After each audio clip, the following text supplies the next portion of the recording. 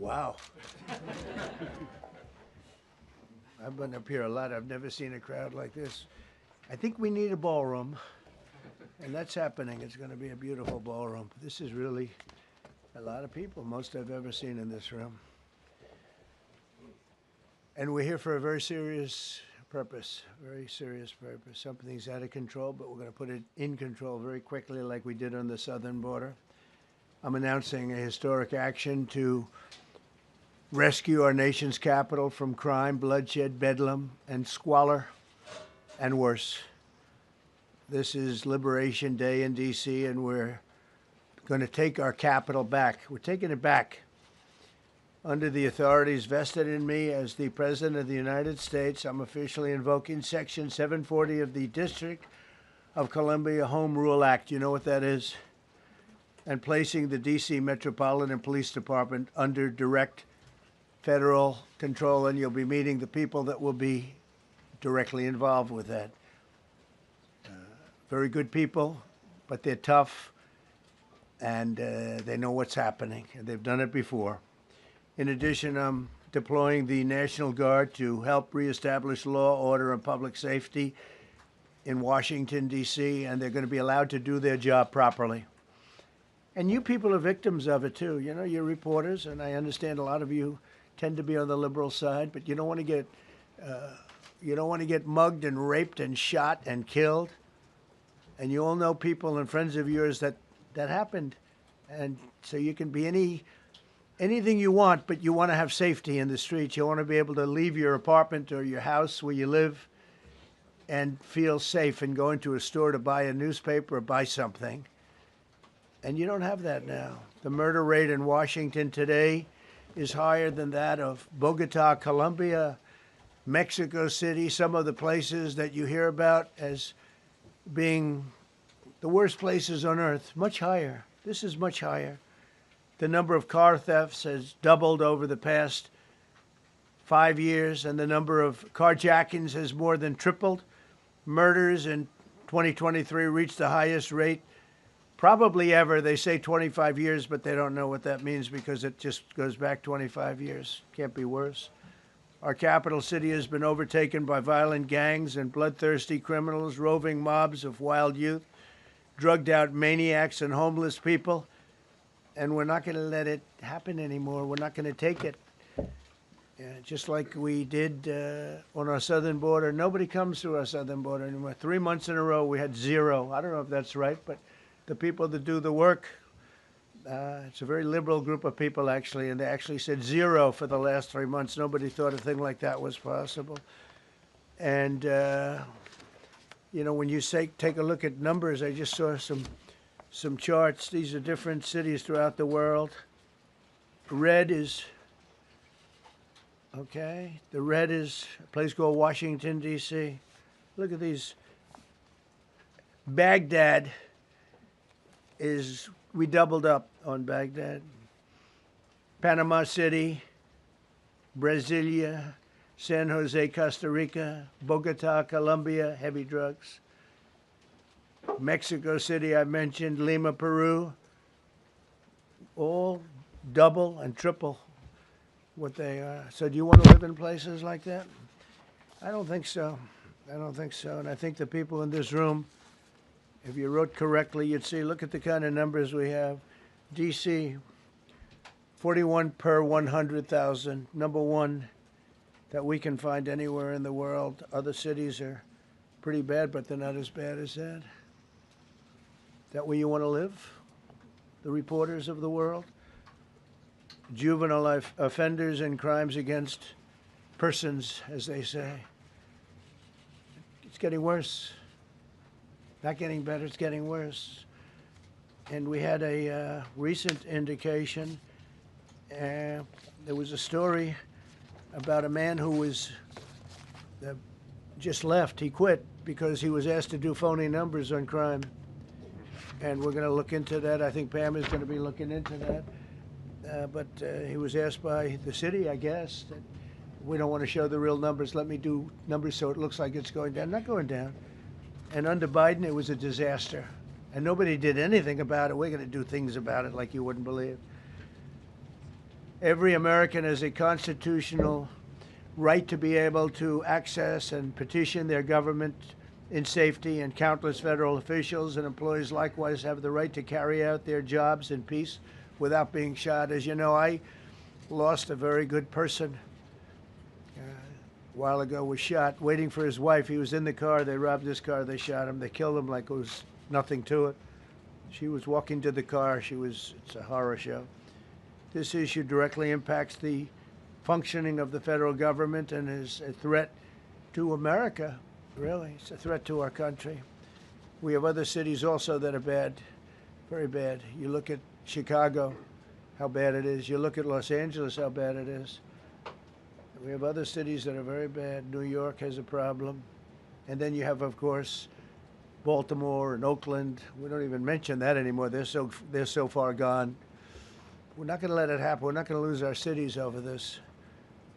And this will go further. We're starting very strongly with D.C., and we're going to clean it up real quick, very quickly, as they say. Days ago, a former member of the DOJ staff was savagely beaten by a band of roving thugs after defending a young woman from an attempted carjacking. He was left dripping in blood. He thought he was dead, with a broken nose and concussion. Can't believe that he's alive. He can't believe it. In June, a 21-year-old congressional intern was tragically killed after being hit by a stray bullet in a drive-by shooting. A former Trump administration official named Mike Gill, fantastic person, was murdered last year in cold blood in a carjacking blocks away from the White House. We all knew him. Great person. Waiting for his wife as she was walking to the car. A Democrat congressman was also carjacked at gunpoint not far from the Capitol. And in 2023, an aide to Senator Rand Paul was stabbed in the chest and head by a demented lunatic as he walked down the street, just absolutely for no reason. Horrifically, last July 4th weekend, a 3-year-old girl was shot in the head and killed while sitting in a car near the Capitol. It's becoming a situation of complete and total lawlessness. And we're getting rid of the slums, too. We have slums here. We're getting rid of them. I know it's not politically correct. You'll say, oh, so terrible. No, we're getting rid of the slums where they live. Caravans of mass youth rampage through city streets at all times of the day. There are ATVs, motorbikes. They travel pretty well. Entire neighborhoods are now under emergency curfews. Just this past weekend, gunfire went through, and you saw that, the Navy Yard. I saw it this morning. They saw that they fought back against law. See, they fight back until you knock the hell out of them, because it's the only language they understand. But they fought back against law enforcement last night. And they're not going to be fighting back long, because I've instructed them and told them whatever happens, you know, they love to spit in the face of the police as the police are standing up there in uniform. They're standing and they're screaming at them an inch away from their face. And then they start spitting in their face. And I said, you tell them, you spit and we hit. And they can hit real hard. It's a disgusting thing. I've watched that for years, for 3-4 years. I've watched them. The police are standing, and they're told, don't do anything under any search. So and you can see they want to get at it. And they're standing there, and people are spitting in their face, and they're not allowed to do anything. But now they are allowed to do whatever the hell they want. This dire public safety crisis stems directly from the abject failures of the city's local leadership. The radical left city council adopted no cash bail. By the way, every place in the country where you have no cash bail is a disaster. That's what started the problem in New York, and they don't change it. They don't want to change it. That's what started it in Chicago. I mean, bad politicians started it, bad leadership started it, but that was the one thing that's central, no cash bail. Somebody murders somebody and they're out on no cash bail before the day is out. We're going to end that in Chicago. We're going to change the statute. I spoke with Pam and Todd and everybody. We're going to change the statute, and I'm going to have to get the Republicans to vote because the Democrats are weak on crime, totally weak on crime. They don't know why. They want to stop because they get mugged too. But we're going to change no cash bail. We're going to change the statute and get rid of some of the other things. And we'll count on the Republicans in Congress and Senate to vote. We have the majority, so we'll vote. We don't have a big majority, but we've gotten everything, including the great, big, beautiful bill. Got that done, and that's one of the greatest things that's ever happened to people in this country. They're starting to figure it out, how good it is. Biggest tax cut in history. So many things. But we'll be able to get that done. So, Todd, if you and Pam can draw up things working with the people, we will. I'll get it passed. We'll get it passed with the Republicans. Probably won't get, think of this, probably won't get one Democrat vote because they have no idea what they're doing. That's why they want men playing in women's sports. That's why they want transgender for everybody transgender. And they just got walloped in an election, in a landslide, and they haven't changed one thing. I saw the other day the certain gentleman who was a very well-known politician, Democrat, was fighting like hell that men should be allowed to play in women's sport. They just don't get it. They said it's an 80-20 issue, and I think it's a 97-3 issue, and I don't know who the three are. I've never heard anybody nobody's ever come up to me, sir, you have to let men play in women's sports. You have to do it, sir. Nobody's ever approached me. I don't know where this issue even comes from. Never seen anything like it. But they turned our nation's capital into a sanctuary jurisdiction. That's the other thing. We have to get rid of sanctuary cities as quickly as possible. We're going to do it, too. We have to. Because it's sanctuary for criminals. Releasing illegal alien gang members onto the streets. In 2022, nearly 70% of criminals arrested in Washington went unprosecuted. That's not going to happen with the group we have standing aside and standing behind me. And at the Metropolitan Police Department, it's now reached a small number relatively compared to what it was, but it's thousands of people. You know, we have thousands of police. I was told today, sir, they want more police. I heard a number, 3,500 police. That's a lot of police. 3,500. I thought they were going to say, we only have 30 policemen or women. He said, we have 3,500. We need more. You don't need more. That's so many. I never heard. That's like an army. How could you need more than 3,000? It just happened 2 minutes ago. Sir, they've requested more police. Oh, what do they have? About 3,500. I said, 3,500? This is not a big area. It's ridiculous. What you need is rules and regulations, and you need the right people to implement them. And we have the right people here, that I can tell you. Look at the border. Biden said there's nothing you can do. Kamala was the border czar. She never called one of the Border Patrol agents who are great. ICE is great. Never spoke to anybody. Never went there. But she was the border czar. And everybody said it was impossible to fix. I fixed it in 3 months. No, really. I fixed it the first week, but really fixed it over the last couple of months.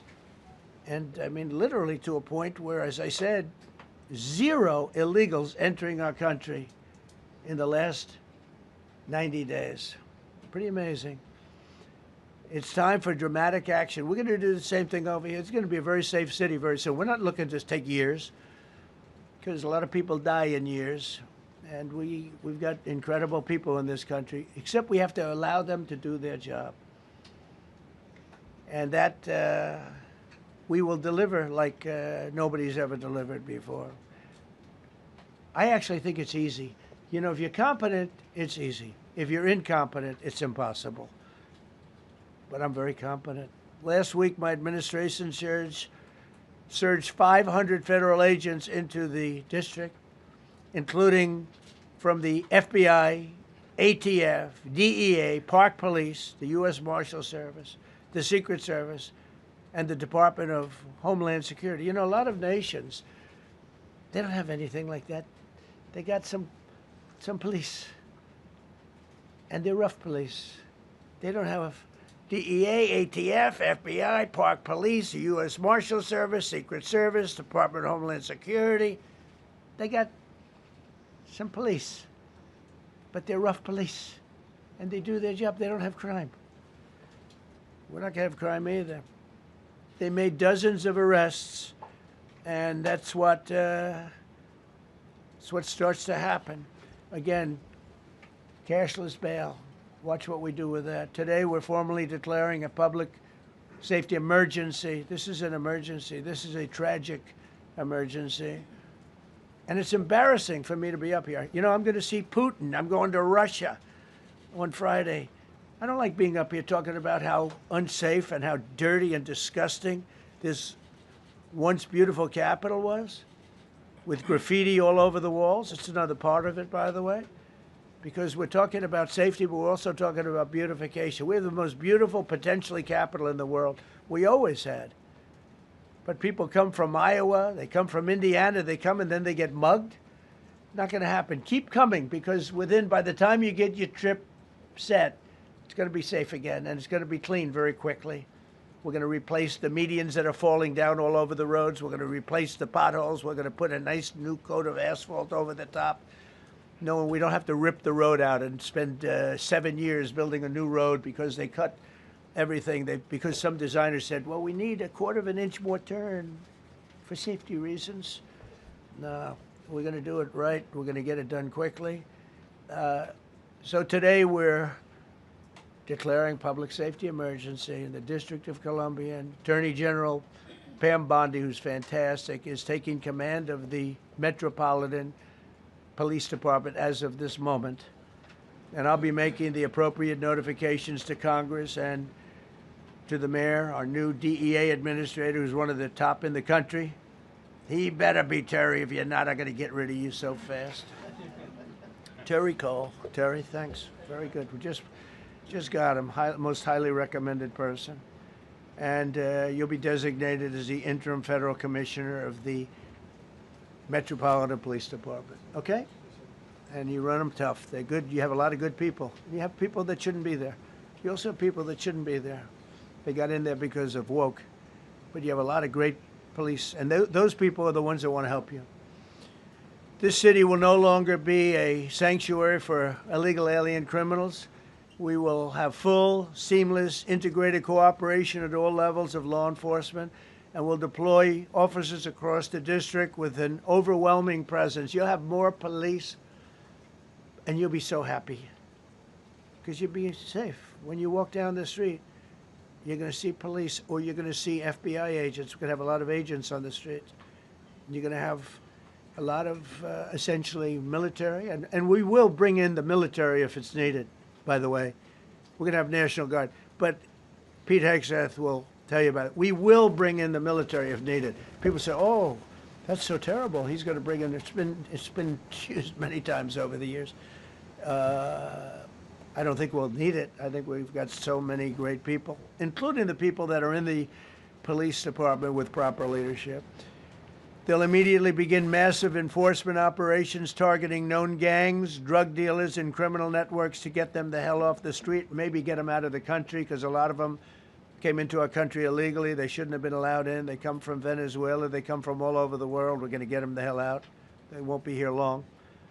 But some of these people, a lot of them, are homegrown criminals. And these are bad people. These are rough people. And this is just a list of some of the people that were given to me today that were criminals removed from the D.C. streets this weekend. They were rough and tough. But we're rougher and tougher. Look at these people here. Nothing, you know. They're not going to be your local school teacher. Look at this guy. He has killed people numerous times. They're not going to be an asset. They will never be an asset to society. I don't care. I know we all want to say, oh, they're going to be rehabbed. It's not going to be rehabbed. I'm going to ask Doug Burgum to come up and say a couple of words because he's in charge, as you know. He's Interior, but he's in charge of the U.S. Park Police. And I've heard so many great things about the Park Police. They're proud of it. They've been there for a long time.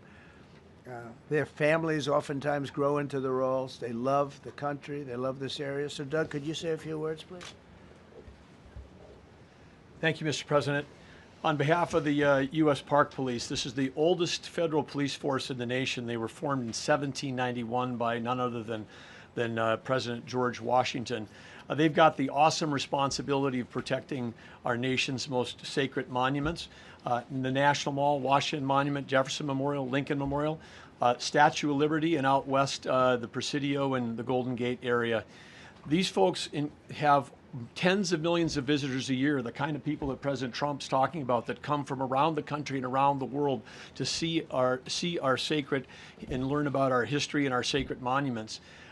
They've been doing a fantastic job, but they are so pleased, the rank and file, that President Trump is now allowing them to enforce the law. As those of you that live in the city may know, that the circles and the triangle parks that are spread throughout D.C. are actually federal park property. So the U.S. Park Police also have responsibility for that. These became littered with homeless camps under the Biden administration. All of you saw that. Since President Trump's executive order on March 27th, making D.C. safe and beautiful again, the U.S. Park Police have removed over 70 homeless camps. And President Trump also talked about beautification. They're stopping and enforcing the laws against graffiti on our monuments. They've removed over 80 specific attacks against our history with graffiti on our monuments. So they continue to do a great job, whether it's in their vehicles, on foot, or on the mounted police that you see around the National Mall. And President Trump, they thank you. The rank and file is so happy to be enforcing the law again. Thank you for your leadership, and they're excited about the announcement you're making today. Thank you. Very good. Great job you're doing. Thank you very much.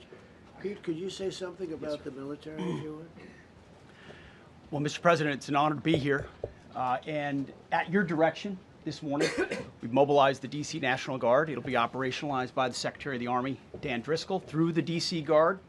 You will see them flowing into the streets of Washington in the coming week. At your direction as well, sir, there are other units we are prepared to bring in.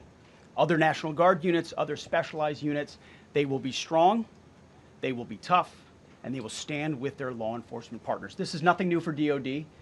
As the President noted, at the border, we've got 10,000 troops down there who've been operating in defense cooperation areas, defense zones, where there's zero illegal crossings because of troops on strikers scanning the border. We've been protecting other people's borders for 20 years.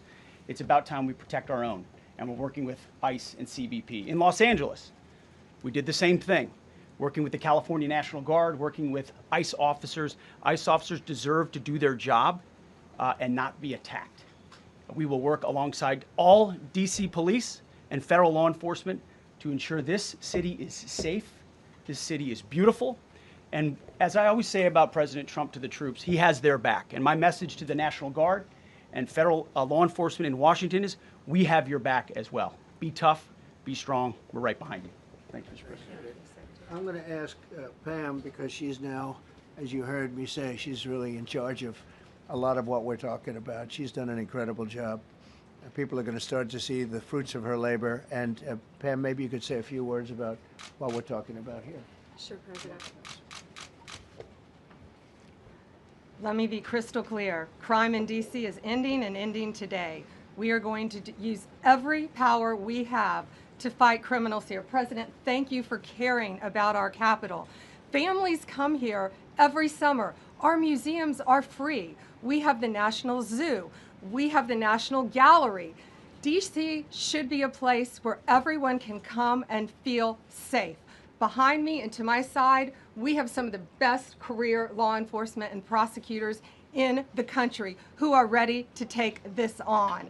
As the President said, Terry Cole is going to be supervising the Metro Police Department. Gadi Serralta, our U.S. Marshal, is going to be supervising command and control, the entire operation. Our Deputy Attorney General, Todd Blanche, and I will be working with them closely, along with our great FBI Director, Kash Patel. Kash is going to talk to you in a minute about what we did in Virginia recently with Governor Youngkin. Many of you covered that, and it was tremendously successful. Not only that, our secret weapon here in D.C. is U.S. Attorney Jeanine Pirro, one of the toughest prosecutors and a former judge, and she is going to be talking about juvenile crime, how it's out of control here, and what she's going to do to fight back. No more crime rampant in our beautiful capital. No more teenage girls beating a disabled man to death. No more of that. No more drive-bys. We're going to do everything we can. And working with the ATF Director Driscoll and Commander of the Army, we're going to all work together. That's what we all do in this room. We work together. We fight. Do not underestimate one person in this room. We're going to make D.C. beautiful. We're going to make D.C. safe again. One other thing, just at the wharf a few days ago, the area of the wharf, Terry Cole reached out to me, not even nightfall, on the weekend, where so many families and tourists go. A guy's overdosing from fentanyl on a park bench. In the middle of families around, they administer Narcan and saved his life. No more of that. The President of the United States is going to clean up D.C., and we're going to be there to help him, and we're going to be successful. Thank you. Thank you, Ben. Cash, talk about Northern Virginia, if you would. Northern Virginia, we had a big success. Thank you, Mr. President. Thank you, Attorney General Bondi, for your leadership, Deputy Attorney General, and the rest of our interagency partners. Mr. President, the following is what happens when you let good cops be cops, and I just want to highlight that before I get into Northern Virginia. This year alone, under President Trump's administration, we've had over 4,000 child victims identified and found. That's a 33% increase from the same time period last year. 33% increase. We've had a seizure of 1,500 kilograms of fentanyl up to this date. That is a 25% increase since the same time period last year. And just to put it in perspective, 1,500 kilograms of fentanyl is enough to kill 115 million Americans. 115 million Americans. Cops are getting after it. The FBI has arrested 19,000 people this year alone. Thanks to President Trump's administrations, that's double than where we were this time last year. And we have also arrested 1,600 people who have committed violent acts against children. 270 of them are human traffickers of children. Mr. President, this is what happens when you have great leadership at the Attorney General with Pam Bondi, your administration's priority of protecting the homeland and protecting American citizens and protecting our children, and the murder rates are plummeting. We are now able to report that the murder rate is on track to be the lowest in U.S. history, in modern recorded U.S. history, thanks to this team behind me and President Trump's priorities. And how do we do it? And what are we going to bring to D.C.? What we did in Northern Virginia, thanks to Terry Cole and Governor Youngkin and the team, we stood up a task force out in my Northern Virginia field office, and we said, let's let good cops be cops, let's get them the intelligence and what they need, and let's get the red tape out of their way, and let's get DOJ partnered up with us to bring great prosecutions, and that's exactly what we did. In 1 month, we arrested 545 violent felons. 545 in the state of Virginia, thanks to Governor Youngkin's partnership. And that simplicity in law enforcement is what's coming to Washington, D.C. When you let good cops be cops, when you give them the intel they need, when you work with our Homeland Security Task Force, when you work with Terry and Gaddy and I go way back to Miami, these guys are great leaders of the respective departments and law enforcement capacities. And when you have the DOJ and President Trump driving behind this mission, we are going to clean up Washington, D.C., and we're going to do it the right way, the lawful way, and we're going to make sure Washington, D.C. is safe again. Thank you, Mr. President. Thank you, Attorney General. Thank you very much. Good job. Thank you, Cash. So the process begins right now. It actually started over the weekend, and we confronted a lot of very bad people. But it's going to be something that will be pretty amazing to you as you watch it. And I think most of you say it's a beautiful thing to do it right. We're going to be removing homeless encampments from all over our parks, our beautiful, beautiful parks, which now a lot of people can't walk on. They're very dirty, we got a lot of problems. But we've already started that. We're moving the encampments away, trying to take care of people. Some of those people, we don't know how they even got there. Some of those people are from different countries, different parts of the world. Nobody knows who they are. They have no idea, but they're there. We're getting rid of the people from underpasses and public spaces from all over the city. There are many places that they can go, and we're going to help them as much as you can help. But they'll not be allowed to turn our capital into a wasteland for the world to see. The Metropolitan Police Department and the federal authorities will be supported in the effort, a really big effort, the 800 DC National Guardsmen that we'll put on, and much more if necessary, much more. You remember I said, I offered 10,000 once. Remember I said to a certain person, person who I thought always was highly overrated, not very competent, but I said, if you need them, we'll give you 10,000 of the military or the National Guard. They turned me down. But if necessary, we're going to move service members directly to joining the Guardsmen, and that'll take place very rapidly, and that'll be done in conjunction with Pam and with Pete and everybody else. Washington, D.C. should be one of the safest, cleanest, and most beautiful cities anywhere in the world, and we're going to make it that. We're going to make it safe. We're going to make it smart. We're going to make it beautiful, so beautiful. Some of the buildings, we're going to add to it. You see what we've done at the White House. White House is a whole different building. I do that in my part-time because it's a natural instinct as a real estate person. I was very good at that, and I was very good at fixing things up. I like fixing things up. You see what's happening. The marble floors are being reinstalled, renovated, fixed. The whole place is becoming very beautiful. We're going to be adding a magnificent ballroom, most beautiful ballroom, I think, anywhere. We need it. I would have certainly loved to have had it today. I think we would have filled it up. A lot of you are standing outside, can't get in this room. I have never seen the room like this, which tells me that you want to talk about, I mean, this was a D.C. news conference. It tells me that you want to talk about crime in D.C. and beautification of D.C., but I'm going to put that's easy. And I think, frankly, fixing the crime with the pros, fixing the crime is easy, too. A person who I've known for a long time, and she's been incredible. She was a fantastic, one of the best ever district attorneys in New York. She was in Westchester, and she became a judge, very successful judge. And then she went into show business because she was such a good DA and such a good judge, tough judge, but fair, always fair. Nobody ever complained about that, but she was tough.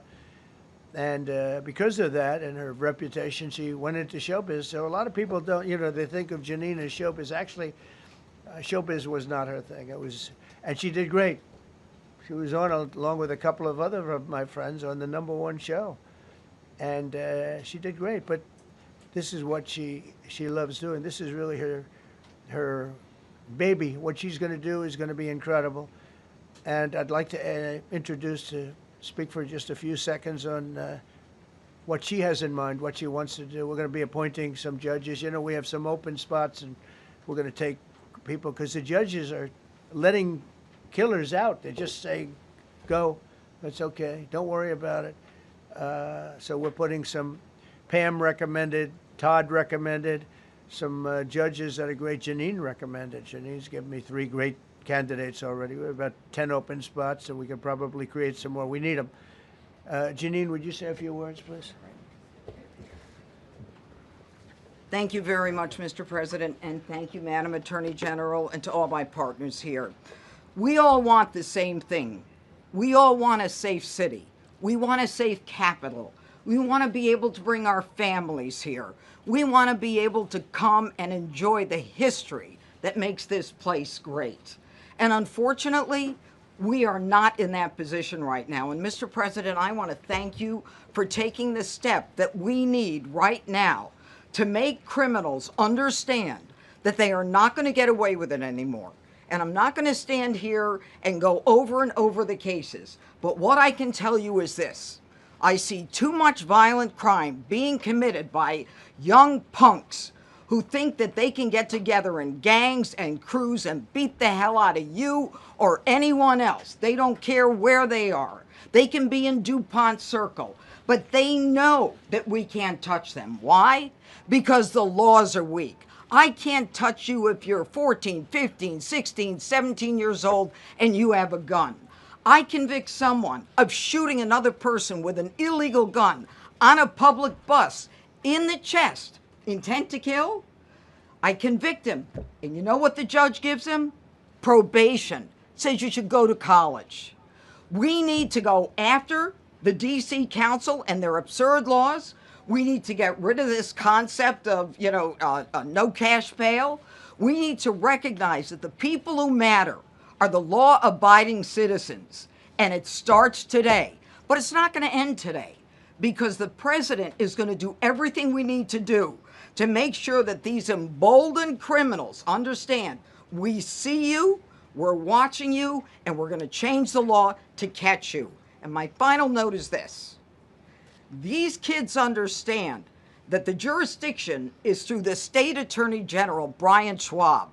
I did a poster of the young man from Doge who was beaten bloody with a severe concussion, a broken nose. And then I did a poster of what happens to those kids, because I can't arrest them, I can't prosecute them. They go to family court and they get to do yoga and arts and crafts. Enough. It changes today. Thank you, Mr. President. Thank you, Jim. You're welcome. Great job. Thank you. If I could, I just signed some executive orders. I'd like to have Will please come up, and we'll let the people know what we signed. Do you want to put them down? Yes, sir. Go ahead. A short while ago in the Oval Office, President Trump signed 2 crucial executive actions to deal with the emergency crime conditions we currently face in the District of Columbia. The first of these was an executive order, as President Trump said before, invoking his powers under Section 40 of the Home Rule Act to take federal control of the D.C. Metropolitan Police Department. Along with that executive order, President Trump signed the statutorily required notification letters to Mayor Bowser and to the relevant House and Senate committee leaders. The second major executive action that President Trump signed was a presidential memorandum directing the Secretary of Defense to utilize the National Guard to address the conditions we see on our streets here in D.C. It also authorized the Secretary of Defense to work with state governors to utilize their National Guard units if necessary as well. These are bold, decisive steps intended to combat the out-of-control crime conditions we've seen on D.C.'s streets for far too long, and I, for one, am deeply proud to be part of an administration that's finally coming to terms with these issues, sir. Thank you very much. Sir. Thank you. So, just to conclude, Washington, D.C. should be one of the safest, cleanest, most beautiful places anywhere in the world. It was years ago. We had one problem that was a pretty big problem. The radical left got out of control and they started trying to rip down statues. And I said, let's go pass a law real fast. We're going to do it real fast, but we were blocked by the Democrats who do not want safety. Nobody gets it. I don't get it. They don't get it because they can't get votes. I don't know how they can win an election with this, but they don't want safety. And I found an old statute, very old, early 1900s, that said if you so much as touch or even think about destroying a statue or a monument in Washington, D.C., you go to jail for 10 years with no probation, no anything. In other words, slightly different than we have today. Today we have cashless bail. Today you get jailed 10 years. No curtailed sentence, 10 years. And we took it out. Nobody used it. It was never used because, you know, it's harsh. And you remember they started to rip down the statue of Abraham Lincoln. I said, that's a tough one to rip down. He was pretty good, Pam. I think he was pretty good. When the ropes started going around Abraham Lincoln to pull him down, Andrew Jackson, others, and they were heading to the Jefferson Memorial, Thomas Jefferson. They're going to do a big number there. I said, it's time. And I signed that statute immediately. We had it updated. We made it use the same language, all passed by Congress. And I announced it's 10 years in jail, no probation, no anything, 10 years, no curtail sentence if you touch, so much as touch a statue in Washington, D.C. And it was an amazing sight, beautiful sight. Everybody just left. The ropes were hanging around Andrew Jackson, and there were 2 ropes around Abraham Lincoln. They left the rope, but everybody just left. And that was the last problem we ever had. You know, that was the last problem that we ever had with the statues. They were going wild, and somebody came to me and said, sir, in 1910, I don't want to give you an exact because you'll say, Donald Trump gave us wrong dates around like early on. You know, if I'm slightly off, they make you sound a little bad. So I won't put myself in that position. I won't put you in that position, because I think everybody agrees with what we're doing today. But when I signed that thing, it was like a miracle. Everybody left. They were gone. They were starting to march down. They started the march toward Thomas Jefferson, and I figured he was always going to be safe. But they found something with him, and they found something with Abraham Lincoln, and even in the name George Washington in California, numerous places changed the name of George Washington High School and various other places. They took George Washington's name. This was a sick, woke culture that I think we've largely ended. And a lot of those people that were woke are now turning out to be the opposite. I won't go so far as to say MAGA. It's a very special category. But they've gotten out of that. But we have people that love this country, and they love this really beautiful capital. It is. I flew over it the other day, and I said, what a beautiful place. But if there's crime all over the streets, when you get there, it doesn't look so beautiful. But we're going to make it beautiful again. We're going to fix it with crime, and we're going to also, as we're doing that, we're going to start doing things that we know how to do, that I know how to do better than anybody, I guess, because of my experience from previous life. But not only are we stopping the crime, we're going to clean up the trash and the graffiti and the grime and the dirt and the broken marble panels and all of the things they've done to hurt this city. And we're going to restore the city back to the gleaming capital that everybody wants it to be. It's going to be something very special. All of these people are really tough. Could I shake your hand, Gaddy, please? You're going to be so important here. You're going to be that guy. I hope I don't have to fire him in 2 weeks because he's too soft. I don't think he's too soft. If I do, I will, though. Is it okay? If you're soft, weak, and pathetic, like so many people, I will fire you so fast. You're not going to have to worry about that. No, I think you're going to do a fantastic job. And everybody in this room, they may not express it, but they all want that to happen. You know, they want to be safe, and they have families too. So it's an honor to have such a large group. I've done this for years now, hard to believe. I've never seen this room so packed. In fact, I'm sure it's a violation of every fire code. But we'll let you stay anyway. You're taking a chance. And with that, we'll say, maybe if you could, oh, wow. We could be here all day long. If we could keep the first questions, perhaps, to this subject, and then we'll go on to a few others. Please. Mr. President, thank you so much. Can you talk about how personal of an issue this is? You talked about flying over the Washington Monument and seeing the pride of what D.C. is, and do you believe that the status of the city, the cleanliness, the way that crime is low, is a direct reflection on how the country is run? Yeah, I do. I think the Capitol, look, everyone comes here. They're all coming. All the leaders, they're all wanting to come. And I say it, I've said it again, but I'm really just quoting other leaders from NATO, from the Middle East, King of Saudi Arabia, Qatar, UAE. I was over there. We brought back $5.1 trillion of investment into our country. But a month and a half ago, I was at NATO. We had a great thing. They agreed to put up 5% instead of 2%. 2% they didn't pay, 5% is already paid. We had a great meeting, and they all said the same thing. They said our country was dead. They thought our country was gone. 1 year ago, they said your country was dead. And now you have the hottest country anywhere in the world. We do. We have the hottest country in the world right now. The tariffs have helped. It's given us not only the money, it's billions, trillions of dollars of money, but it gives us great power over enemies. We solved 5 wars with Pakistan and India. We just solved one. Azerbaijan and, as you know, and Armenia. A war was raging for 37 years. And the 2 leaders got up and they said, we never thought this would be solved. Russia tried to solve it. They all tried to solve it. It was a very tough situation, but we got it done and got it done. And I said to the 2 men, I said, are you guys friends? And they had a hard time. You know, they've been killing each other for 37 years, right? One was there 5 years, one was there for 22 years. He said, my whole life I've been fighting this war.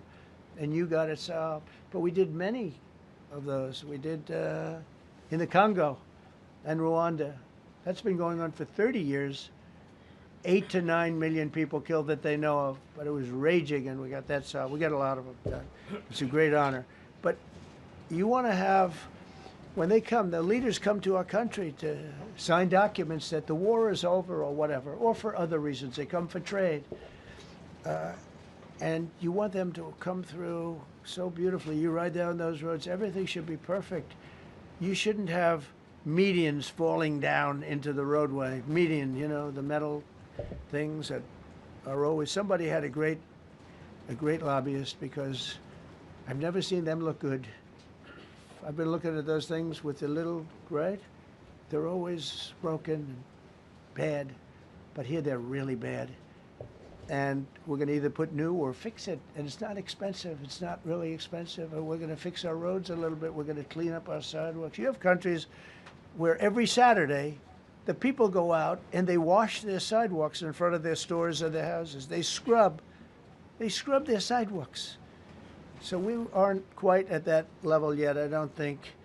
Gaddy, we're not quite there yet, but maybe we will. They go out and they scrub. I think it's so beautiful to hear that and to see those stories. But we're going to make it clean. But just to finish with your question, it's a very, very strong reflection of our country.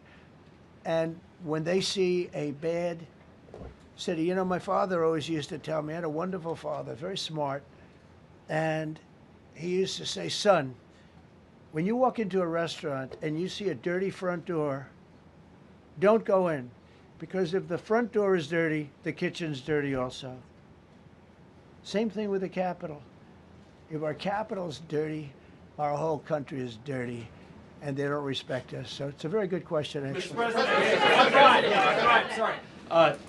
Question for you on the specific issue. Do you expect more cities to follow DC's path if this goes through? So the idea is that Chicago, LA, San Francisco, would they expect similar action what we've seen in DC? And the other question, sir, there's reporting that the administration is going to reclassify marijuana. Would that send mixed messages that if marijuana is okay, some drugs are okay, but we're trying to clean up crime? How do they go hand in hand? We're only looking at that. That's early, but you know, somebody reported it, which is fine. We're looking at it. Some people like it. Some people hate it. Some people hate the whole concept of marijuana, because if it does bad for the children, it does bad for people that are older than children. But we're looking at reclassification, and we'll make a determination over the next, I would say, over the next few weeks. And that determination hopefully will be the right one. It's a very complicated subject, you know, the subject of marijuana. I've heard great things having to do with medical, and I've had bad things having to do with just about everything else. But medical and, you know, for pain and various things, I've heard some pretty good things, but for other things, I've heard some pretty bad things. The other part of your question, I mean, we're just going to see what happens with it all. You're going to have, we're going to have a tremendous success in what we're doing. Other cities are hopefully watching this. They're all watching, just like everyone's watching here. They're all watching, and maybe they'll clean up, and maybe they'll do this and get rid of the cashless bail thing and all of the things that caused the problem. I mean, if you go back, this whole thing with cashless bail is a disaster. So many problems came that we never had before. So they're watching us today, and if they don't learn their lesson, if they haven't studied us properly, because we're going to be very successful. I have zero doubt about that. It's going to be. It's a question of will it be really fast, like the border. You know, everyone said, they used to say, Biden used to say, I need legislation. I didn't get any legislation. I called up our people, and we did a great job. Tom Homan was great. As you know, our secretary did a great job. They did a great job. There's no games. They didn't play games. And we're going to have the same thing here. But then I'm going to look at New York in a little while. Let's do this. Let's do this together. Let's see. It's going to go pretty quickly. And if we need to, we're going to do the same thing in Chicago, which is a disaster. We have a mayor there who's totally incompetent. He's an incompetent man. And we have an incompetent governor there. Pritzker's an incompetent. His family threw him out of the business, and he ran for governor. And now I understand he wants to be president. But I noticed he lost a little weight, so maybe he has a chance. You know, you never know what happens. But Pritzker's a gross incompetent guy, thrown out of the family business. But when I look at Chicago and I look at L.A., if we didn't go to L.A. 3 months ago, L.A. would be burning like the part that didn't burn. If he would have allowed the water to come down, which I told him about in my first term, I said, you're going to have problems. Let it come down. We actually sent in our military to have the water come down into L.A. They still didn't want it to come down after the fires. But that was it. We have it coming down. But hopefully L.A.'s watching. That mayor also. The city's burning. They lost like 25,000 homes. I went there the day after the fire. You were there. And I saw people standing in front of a burned down home. It was, their homes were incinerated. They weren't like, even the steel was literally, it was all warped and literally disintegrated because of the winds and the flame and the whole thing. It was like a blowtorch.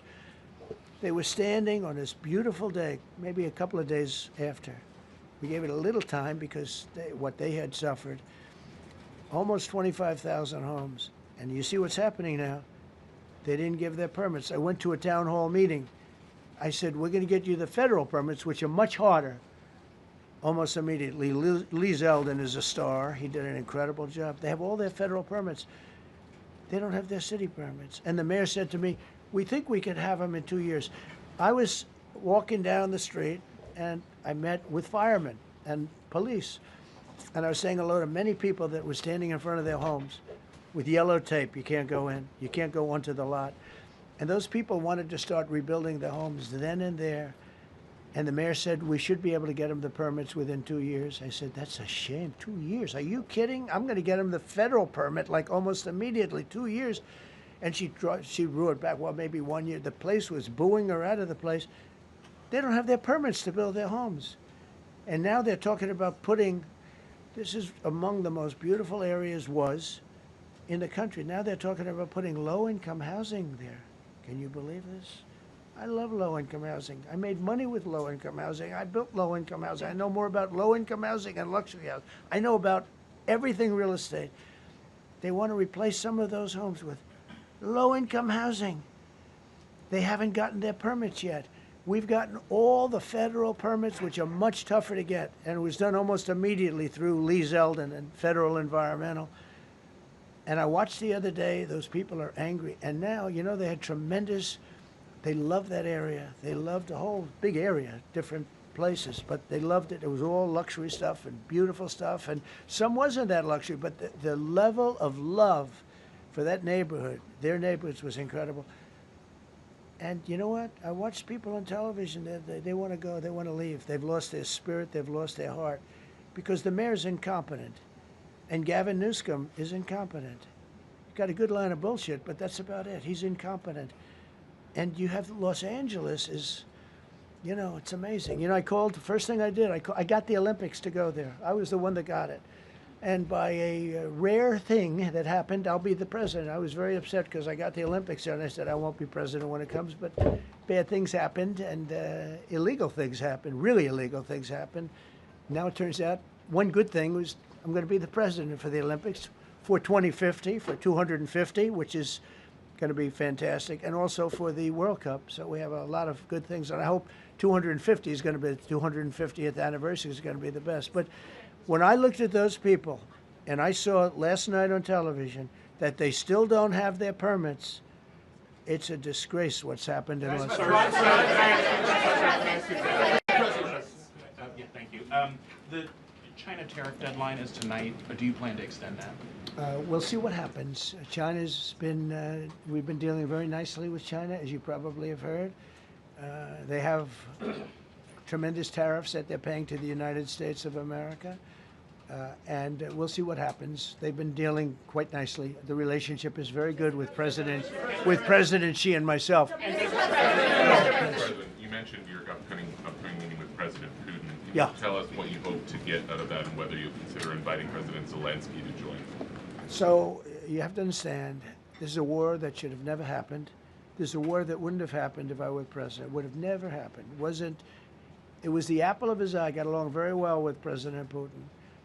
But if you look, under President Bush, they took a lot of territory. Under President Obama, they took a lot of territory. Under Biden, they essentially took the whole thing. You know, it's just a question of time. Under Trump, you know what they took? Nothing, nothing.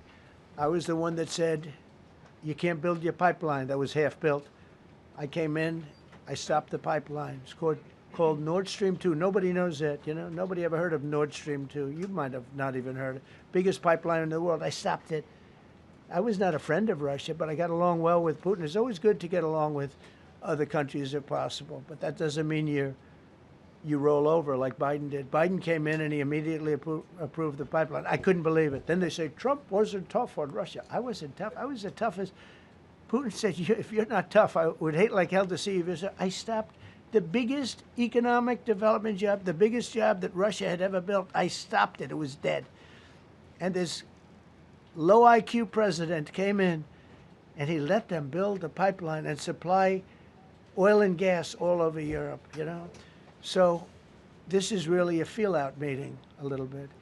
And President Putin invited me to get involved. He wants to get involved. I believe he wants to get it over with. Now, I've said that a few times, and I've been disappointed because I'd have like a great call with him, and then missiles would be lobbed into Kiev or some other place, and you'd have 60 people laying on a road dying. I said, that's cold, that's cold. But it's a violent war. 5,000 to 7,000 people a week are dying. And you know, there's nobody from here. They're all Russian and Ukrainian people, and some people from the cities, much smaller number, but still, those missiles do damage and they kill a lot of people, but mostly soldiers. And they're young soldiers, although in the case of Ukraine, they're getting much older. They're drafting 60-year-olds now. It's a terrible thing to witness, and I think I have an obligation. Look, this is Joe Biden's war. This is not my war. I made a deal with NATO a month ago. You covered it very accurately, actually. We don't pay anything anymore. You know, we're not paying anything. They are buying things from us, and NATO is paying us. I got it raised from 2% of GDP to 5%. And they're paying us for everything that we send. We're not paying. But Biden approved $350 billion. Europe has spent $100 billion. The money that's been spent and the death is incredible. It's the worst thing that's happened, by far the worst that's happened since World War II. So I'm going in to speak to Vladimir Putin. And I'm going to be telling him, you got to end this war. You got to end it. And he wasn't going to mess with me. This war would have never happened. You know, we had a discussion about it one time, and we never had that discussion again. Would have never happened. And when the election was rigged, and then Biden took office, which was barely took office, the auto pen took office, bad things started happening. Bad things, stupid things were said. And it ended up in a war. And you know, and I don't believe this will happen anymore because I have that pretty well covered.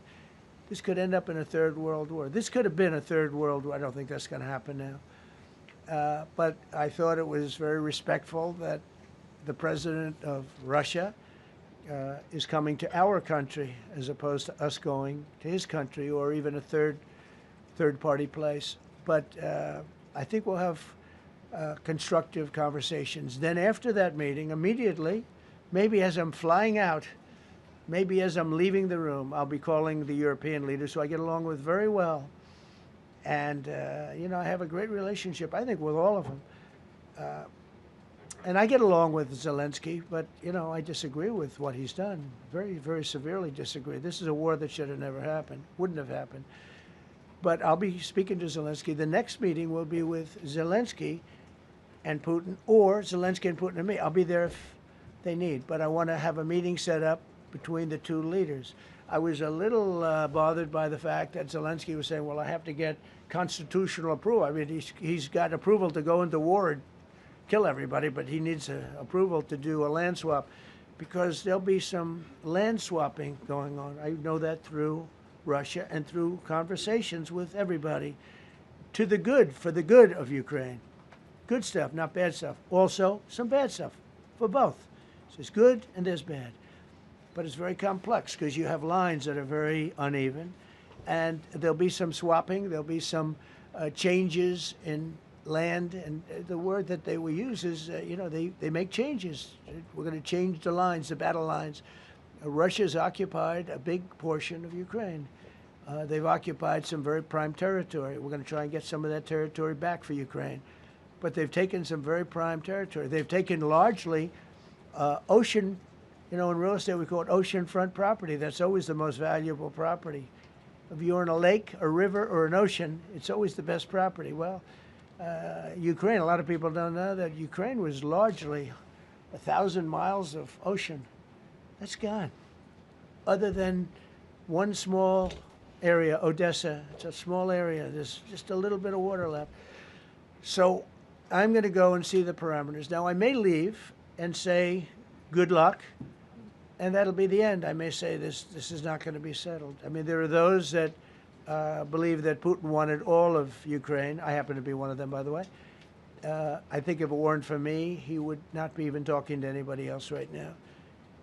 But I'm going to meet with him. We're going to see what the parameters are. I'm then going to call up President Zelensky and the European leaders right after the meeting, yeah. And I'm going to tell them what kind of a deal. I'm not going to make a deal. It's not up to me to make a deal.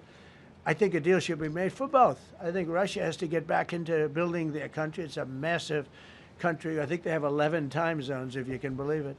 It's a massive, it's by far, from the standpoint of land, it's by far the largest. They have tremendous potential in Russia to do well. They're not doing well. Their economy is not doing well right now because it's been very well disturbed by this. It doesn't help when the President of the United States tells their largest or second largest oil buyer that we're putting a 50% tariff on you if you buy oil from Russia. That was a big blow. And then they say, gee, he wasn't so tough. Nobody else would have done that.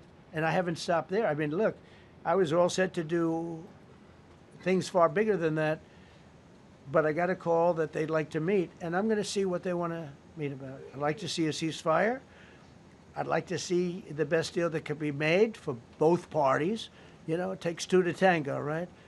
So ultimately, I'll have a meeting next week. I had a great relationship with him, considering the fact that I was not nice to him because of the pipeline. I ended the pipeline.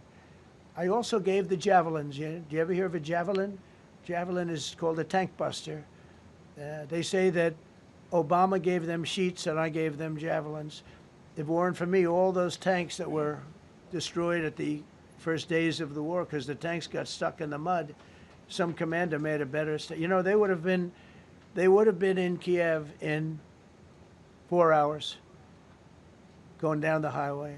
But a Russian general made a brilliant decision to go through the farmland instead. And they just had torrential rains, and the rains were so bad, and it was mud, and those tanks got stuck in the mud. I don't know who that general is, but knowing Vladimir, he's probably not around any longer because all those tanks were stuck in the mud, and they went along with the javelins. I gave them the javelins. You know that, right? I gave them javelins. They gave them sheets. But I'm going to meet with President Putin, and we're going to see what he has in mind. And if it's a fair deal, I'll reveal it to the European Union leaders and to the NATO leaders and also to President Zelensky. I think out of respect, I'll call him first. And then I'll call them after. And I may say, lots of luck, keep fighting. Or I may say, we can make a deal. If not, I will tell you this. I've seen a poll coming out of Ukraine. 88% of the people would like to see a deal made. And if you go back 3 years, everybody was gung-ho for war. Everybody's gung-ho for war until you have it. It's an amazing thing. I had it with a couple of countries where I couldn't get a deal done with one particular country. And I just couldn't. The guy's great. He's a friend of mine. Great. Good leader. Tough as hell. I couldn't get the deal done. And then he went into war for a short period of time. You know where I'm talking about. First term. And it was nasty. Guys being killed all over the place. And he went through 1 week of war, and I was able to get the deal done. He said, this is nasty. Yes, please. Yeah, just to follow up on what you were saying there. First of all, Volodymyr Zelensky is not invited on Friday? He wasn't a part of it. I would say he could go, but he's gone to a lot of meetings. He's been there for 3.5 years. Nothing happened. And what is the definition? I mean, do you want somebody that's been doing this for 3.5 years? What's the definition of a good deal? I'll tell you after I hear what the deal is. I was gonna ask Because you- there could be many definitions. You know, you're talking about a very large and complex situation. Now, I tell you, the war that I just settled with Azerbaijan and with, as you know, and Armenia was almost as complex as this one, having to do with routes, Successful trade. meeting on Friday with Vladimir Putin. Well, we're going to have a meeting with Vladimir Putin, and at the end of that meeting, probably in the first 2 minutes, I'll know exactly whether or not a deal can be How will made. you know that? Because that's what I do. I make deals. Mr. Yeah, please, go ahead. Yeah, thank you, Mr. President. I'm going to ask you two questions, one about China, one about Russia, if I could. On China, your administration agreed to send the most advanced or advanced NVIDIA and AMD chips. No, to obsolete. No. obsolete chip. Well, and then 15% of the You profits mean the come back. 20s? No. This is an old chip that China already has. And I deal with Jensen, who's a great guy, and NVIDIA. The chip that we're talking about, the H20, it's an old chip. China already has it in a different form, different name, but they have it. Or they have a combination of two will make up for it and even then some. Now Jensen's a very brilliant guy, and Jensen also has a new chip, the Blackwell. Do you know what the Blackwell is? The Blackwell is super duper advanced. I wouldn't make a deal with that, although it's possible I'd make a deal, a somewhat enhanced in a negative way Blackwell. In other words, take 30% to 50% off of it. But that's the latest and the greatest in the world. Nobody has it. They won't have it for 5 years. But the H20 is obsolete. You know, it's one of those things. But it still has a market. So I said, listen, I want 20% if I'm going to approve this for you, for the country, for our country, for the U.S. I don't want it myself. You know, every time I say like 747, I want, yeah, for the Air Force. So I just wanted, so when I say I want 20, I want for the country. I only care about the country. I don't care about myself. And he said, would you make it 15? So we negotiate a little deal. So he's selling a essentially old chip that Huawei has a similar chip, a chip that does the same thing. And I said, good, if I'm going to give it to you, because they have a, they have a stopper, what we call a stopper, not allowed to do it. It's really known as a restrictive covenant. And I said, if I'm going to do that, I want you to pay us as a country something, because I'm giving you a release. I released them only from the H20. Now, on the Blackwell, I think he's coming to see me again about that. But that will be a unenhanced version of the big one. Like, I don't know if you know it, we will sometimes sell fighter jets to a country, and we'll give them 20% less than we have. Do you know what I mean, right? That's the same. So on Russia, do you see a time, Mr. President, when there could be normal trade between the U.S. and Russia? Should your meeting go well, should there be peace? I do, yeah. Russia has a very valuable piece of land. If Vladimir Putin would go toward business instead of toward war, you know, it's a warring nation. That's what they do. They fight a lot of wars. A friend of mine said Russia's tough because they just keep on fighting. They beat Hitler, so did we. And they beat Napoleon. You know, they've been doing this for a long time. I asked a question to a very, very smart man that some people like and some people don't like. Viktor Orban, right? From Hungary, the head of Hungary. And he's in that same area and knows the two countries very well. I said, this was before Biden didn't do anything to get us out of it. He could have gotten us out of that. It would have never happened. I said, so can Russia be beaten by Ukraine? He looked at me like, what a stupid question. He said, Russia's a massive country, and they win their country and they win their life through wars. They fight wars. That's what they do. He said, China beats you with trade. Russia beats you with war. That was a very interesting statement. China's not beating us with trade, not when I'm in charge. But they were beating Biden with trade, but they never beat us with trade. Don't forget, China had to pay $400 billion worth of tariffs when I was last time. That was last time. And if we didn't have COVID, all of this stuff we would be loaded. We're finding hundreds of billions of dollars of cash is pouring into our country now because of tariffs. And all we're doing is we're doing what they do to us. It's so beautiful to see it. They found last month, as you saw, $25 billion of excess cash flow. They're saying, where did it come from? I said, I'll tell you where it came from. It came from a place called tariffs, and we're doing very well. We're really doing well. But I expect to have a meeting with Putin that I think it'll be good, but it might be bad. And I'm here for one reason, to get rid of a war that somebody else started. Should have never happened. And if I could end it, great. Complex war, a lot of bad blood, But Zelensky's been there for 3.5 years. So if you put him in a room, now I will say this, ultimately I'm going to put the two of them in a room. I'll be there or won't be there. And I think it'll get solved. Yeah, please be happy. Thank you, Mr. President. Excuse me, I'm going to suggest, because do you have any other questions on DC? Because I don't want them to be. Wait. These are incredible people. I don't want them to be standing up here on subjects. Does anybody have a question of them? And then you guys can leave. Okay, a question, Brian, go ahead. Thank you, Mr. President. All right. And by the way, this is only on DC, and then they're going to leave because it's unfair to have them stand up here all day long. Brian. I've got two questions for you. First, about DC. This is personal for me as well. Last year, I was robbed on the streets by one of these teenage thugs. Had a gun, got away with it. Let's talk about the effort that between law enforcement, prosecutors, and judges, because it's a recycling belt. Like, these kids go, they don't fear the police. They know it. If you talk about how we've got to get these judges and put these kids behind bars, right. Adult crimes deserve adult penalties. And my second question, I'll after you answer that, please. You want me to answer it? Whoever wants to take it. Okay. It's real. Do you want me to answer it? Go ahead. Here's the problem. Assuming that they're 17 years, older than 17 years old, I can get the case. If they're under 18 years of age, I can only get the case if it's murder, rob one, rape, or even if they shoot a gun but don't kill you, I can't get it.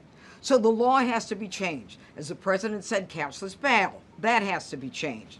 All right, then, even assuming I get the case, I get jurisdiction, I get a conviction, the D.C. Council has given the judges the ability to give probation on shootings. And so then it's up to them.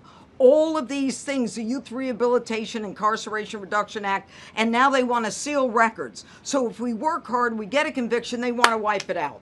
So that needs all to be changed. Okay, Mr. Question. Pam, would you answer that also? Yeah, and just back to that topic, let's be clear though, we're going to charge them and we're going to track every single thing they do throughout every step of the court process and report back to you and let all of you know what's happening to them, because the people who are prosecuting them, the judges who are trying them, they also need to be held accountable. Mr. President, you also made the comment. This is the most people we've ever seen in this briefing. I've never seen ever, right? Yeah. I've never seen any. Where's Karoline? Where's my superstar? Caroline. Is Caroline in the back?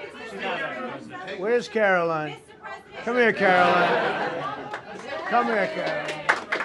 Come here. Is she doing a good job, by the way? Come here, Caroline. Is this the largest crowd that you've ever seen? This is definitely the most packed briefing, and I think all of you would agree. I think it's why we need to build a ballroom. Mr. President, I have a better idea. All right, Brian, go ahead. My question is this. You're building the big, beautiful ballroom. Yeah. Could we build a big, beautiful briefing room, updated technology, more seats? I don't want to do that. I don't want you to be comfortable. So no, I don't want to make life comfortable. So look, look. Let's just do this. Let's do this. It's going to be a big thing. We're going to Russia. That's going to be a big deal. What happens, happens. I'll let you know what happens. You'll be the first to know. I'll be calling the European leaders. I'm going with totally. I mean, we have a lot of talks. They're great people. They're great leaders, actually, and they want to get back. Honestly, as one of them said, I've OD'd on trying to settle Ukraine. They've OD'd, meaning they've overdosed on the settlement of Ukraine. Not a nice expression, but boy, is it accurate. They're tired of it. They want to get back to spending money on their countries. You know, Biden gave them $350 billion. Europe gave $100 billion. It should be much more than that. Shouldn't have been that kind of, they should have had equalization, but they didn't. But you know what? Still a lot of money. They want to get back to building their own countries. They really want it resolved. My relationship with the European leaders, as you saw, is extremely good. Like it's perfect. It's beautiful. Wait. And we're going to try. I'll be in touch with them. I have 5 of them call me. You think it's easy? There are a lot of European leaders, but they rely on me. Very much rely on me. If it wasn't for me, this thing would never get solved until the last person breathing is dead. Would you talk to them before? Mr. President. Yeah, I did. I'm talking to them right Mr. now. President. So I'm talking to the European leaders. I'll be talking to President Zelensky. I'm going to get everybody's ideas. I go into that thing fully loaded right up there, and we're going to see what happens. Now, I think one of 2 things is going to happen. It's going to be a good meeting, and we'll go a step further. We'll get it done. I'd like to see a ceasefire very, very quickly. Very quick. I'd like to see it immediately, but I'd like to see it very quickly. And we're going to be dealing with the European leaders, and we're going to be dealing with President Zelensky, and hopefully we're going to have a great success. As far as this, what we did today, and I think you were here for D.C. more so than even Russia, because Russia will be, you know, we have a couple of days to go, but the Russia is going to be very interesting. But to me, what is very exciting, and we're going to take back our capital. We're going to make it beautiful again, but we're going to make it, more importantly, safe again. It's going to be so safe. It's going to be a model. And then we'll look at other cities also. But other cities are studying what we're doing. And you have some capable people in other cities. They can do it too. But we have a great group of professionals. We're going to have a safe, beautiful capital, and it's going to happen very quickly. Thank you all. Thank you all very much.